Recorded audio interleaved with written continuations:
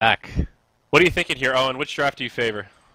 I mean, second game I did favor Alliance's draft. Like he has to be able to find a reasonably timed Blink Dagger. Maybe the timing isn't even 20 minutes. Maybe it's 15. And interestingly, it's Arise playing the Tidehunter in the offlane. So.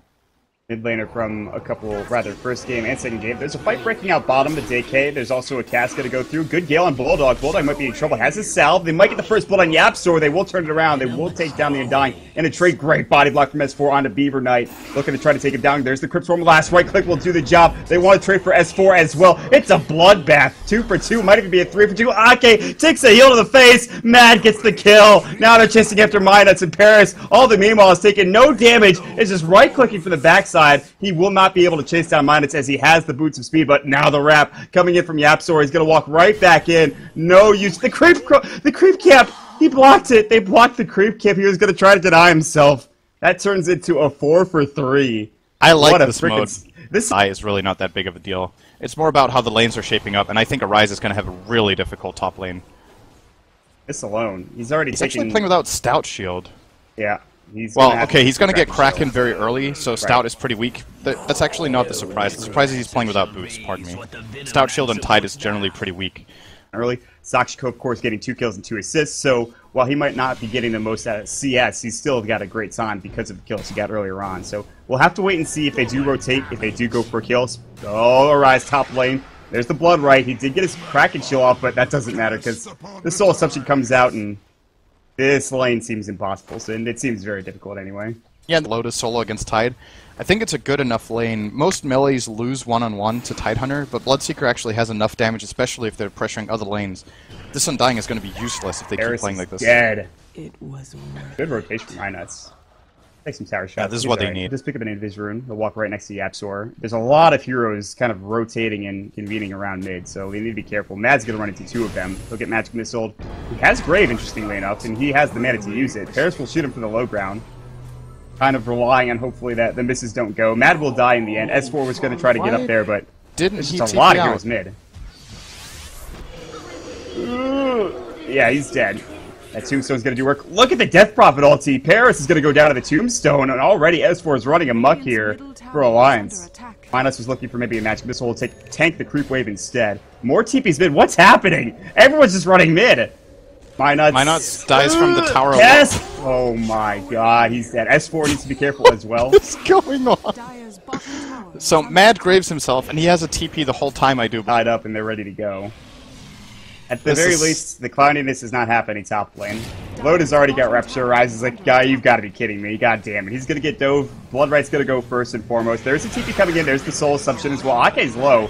Yapsor does get the long-range cast off. Can he get the Maledict? He does barely, and that is going to be Ake's life more than likely. Loda's just going to sit back. Oh, he has a Tango running. He's actually going to live. Ooh. Unless if Yapsor gets one more hit. That's enough. Is it going to be worth it, though? Probably not. Oh, the clarity gets cancelled too. Oh, okay. Oh, he's okay. S4's running. Oh, there comes the stun. And he's still getting chased down. There's going to be rotation from Mad. Not using the Grave just yet. The cast is going to go. Yapsor is going to back away. Part of the team's lineup than the Undying is for the Dire. So it's a bigger problem, I would say, in the offlane situation right now for Monkey Freedom Fighters. Minuts is getting chased down. No usage of that Venom to scale, and he just walks right into a They vision first. They see him. They know exactly where he is. Body block with the last right click from S4. Gets the kill, and he could have Crypt Storm for it anyway, so good try to deny himself. With pretty much minimal farm and just be self-sustaining. So it opens up for Ake to start getting levels on Visage. And, you know, this hero, in most Visage strategies we don't see that many of them these days, but a lot of the times it's been picked in the past, you would have Visage lane support, and then you give him space, and they can do that this game. So Gale Bulldog, he will drop down the Tombstone. Look how much damage Arise is taking. He's so squishy. He does take down the Tombstone. He is going to get graved up, and he will survive, but here comes Loda. He's looking to clean house. Mad's going to get dropped first. Gets a nice heal off, but will die in the end. So will Arise and Beaver Knight. Sixing, just trying to run away. Loda could have dove even further for that, I think, but I was a bit worried maybe about the rotation from Paris. At time, if they split push and just play a farming game, I think Alliance is just out farming them. Just look at the graphs. They're telling the tale here. 4,000 golden experience with a pretty even kill game. Alliance just getting way more out of the map. Yep. Alright, they're going to jump on Arise, and this is just, they can't afford this. This Tidehunter is just, Getting crushed. Mid, they're going to try to find Loda. This would be a huge kill if they could get it. Is there any... And pop the ultimate anyways, just to make sure they can take the tower. Coming in from the backside is Arise. He does have his Ravage ready, but he only sees S4 and Minuts. I want more. Bulldog, now they spout out the rest of them. Ake, trying to get the Ravage off, but there's a Sentry. Blood right on the ground, needs to Ravage now. He doesn't get it off. The silence comes through. He couldn't walk out in time. They destroy that Tombstone, but it doesn't matter. Exorcism is up. They've already lost the Rice. He does have buyback. Give it TP. Yes. Will he buyback? Yes. He's going to TP in as well. They need to get this Ravage. Loda in trouble, but he does have that Aegis. They'll lose it. Arise bought back, but he can't find a Ravage. They backed up as soon as they see Arise buy back into the game. Loda gonna get chased down. Yapzor is here. There's gonna be a blood right. Silence on the ground. Deathward's gonna go. The Ravage! No, it doesn't connect. And meanwhile, Aki gets the kill on Dazzle in the middle lane. And now it's all going to shit for the side of MFF. They have to back away. Oh dear. Arise has had mouse issues for pretty much the entire series. He's tweeted about it. And so he will pause and try to figure something out. But apparently he also has lag issues too. So That was actually a pretty good Ravage with 3 seconds of delay. Arise walks into some trouble and then backs away. That's an ultra kill, by the way, for an Aki on a Visage. So he's got 2.7k gold right now, and that's the beginning of an Agate Scepter more than likely. Or he can finish off a Solar Crest if he wants to as well. Either or is fine. Yeah. Maybe look for a Silence. He does have a Yule Scepter to set something up, but they kind of want to pressure this top tier 1 tower, methodically, systematically take down each tower little by little and go from there. But mid lane, they will find Sixing, who pushed up way too quickly. Threw out a couple of Plague Wards, but died for it. There's an Ake and Minus combo getting it done. Top lane, Vote is going to chase right after Paris. Deathward's going to go. Great cast! Not doing much damage. Bulldog is taking the brunt of it. He will survive a tower hit. Bottles up from S4. He stays alive. Yapzor trying to TP out. No way. He's making it out of there alive. So, Voda now has free reign to take this tower. S4's Exorcism is up if they want to go for the tier 2. It didn't matter. There's the Blood Rage Death Prophet. Let's look at that tower melt. That's pretty good. Yeah, the glyph comes out, but this tower will fall within moments here. And It almost makes the level 2 Exorcism deal the same damage as a level 3 one. Arise is going to walk in. He's like, I want to Ravage the Frost Arrow slow. Is he going to get it? Yes, just barely on Loda. Can they finally bring him down? They do. A huge kill going for the Tide Hunter. That gives him so much gold. 728. He's up to 1,600 now. And so I think it's 2 minutes from now. The clock just came up for the timer and said like 3 minutes a minute ago. So that's S4 is right on Paris. The Yules is about to come out. I'm almost positive. There it is.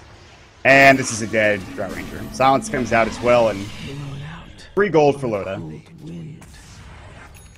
Is almost in deny range, 1 point of damage away to that 160 mark. There's a smoke coming up from Alliance instead. They're going to find Beaver Knight. Yeah, he has a TP, but there's plenty of stuns available, and he's just done. So he popped up the Poison Nova. It'll do some damage to the Bloodseeker into Minuts. Now the Exorcism is going to get popped as they found Yapzor as well. He's going to get silenced, Crypt Swarm, and Dunzo. 2 quick and easy kills that'll lead into a tier 2 tower mid-sid. Yeah, there's no overtime. The Poison Nova, the Drow, the Weave needs time to kick in. Even the Death Ward isn't enough first, I think. And just look at S4, how confident he is. Runs up to the high ground. Gale does connect. He'll slow him down a little bit. He'll actually use himself. Tombstone's on the deck as well. Rupture's going to go. Blood right. Arise is going to try to get out of that silence. They take the tier 3 town. Alliance continue to push into the base. So the Rax is exposed, and the Visage Birds, and of course the Exorcism doing the brunt of the damage. Tombstone's just making it annoying for anybody to initiate. Get the cask off on S4. There's the silence as well. Blank Force Ravage coming in. Hits onto everybody with the exception of Loda, who did BKB it off. But great Death Ward. S4 has to use the cheese. Loda's low as well. There's going to be the Blood right. Arise will take the brunt of the damage, but does have the Grave on him as well. Loda chasing him down. That's the Aegis. Paris now going to work. Trying to get healed up. Do they have Grave in 5 seconds? Paris in trouble. Gusts him away, but it's not going to help him out. Loda has respawn. They need a buyback from Paris. Maybe not. They're going to try to just take down Loda on their own. They do so much damage suddenly. The right clicks, the Plague Wards, the heal from Matt as well. They somehow defend their base. Aegis and Cheese both used, and they barely did any damage to that melee barrier. Down Loda, they have to focus on S4 as well, but doing so with an Exorcism up is not the easiest thing. Looks like Matt is yet again going to get caught out. Magic Missile will go. He could try to grave himself, get silence instead. A long duration silence. He does stick up. Take them very tanky. Ooh, big Poison Nova comes through. Is there any follow-up? Minuts will more than likely go down. All 4 are here. Good heals. Yeah, and they actually might keep him alive. Yeah, he's actually fine. It's coming up here from Sing Sing. And he did go the Veil. Did you mention that? Yes, well, I was about to anyway. The Veil is, as you mentioned, it is now completed. So the damage is actually ridiculous. Arise is looking to walk out. He actually forced the blink, but he just wasn't quite close enough. Now the blink comes in. They get off the Veil. S4 getting chewed down. Loda now in some trouble, but actually going toe-to-toe with Paris. He gets graved up, and Paris is low. He's the one in trouble. Exorcism is just chewing through the racks and some of these heroes. Loda gonna get cast up. No Death Ward yet. He still hasn't used it. Buyback comes in from Sakshika. There's the Blink Ravage. Gets onto 2. Swap out onto Bulldog. S4 getting low, but healing up. Using that Octarine Core to his advantage. Arise graved up as well. Backing away. Now Paris out in front. There's going to be the Magic Missile. The Exorcism just destroying him. He's bought back. He's going to die back. Now Loda trying to run it as well. Death Ward's going to fly. There's the silence. It pretty much destroys Yapzor. Now Loda going toe-to-toe with Mad. And at this point in the game, this should be it. Loda still has his Aegis. Even if he dies here, it's not the worst thing in the world. Mad will go down. That's GG, and Alliance will move on. Like you mentioned, the positioning was just too much. They just S4 being super farmed was a pretty big part of their lineup, and Loda was farmed, but it wasn't really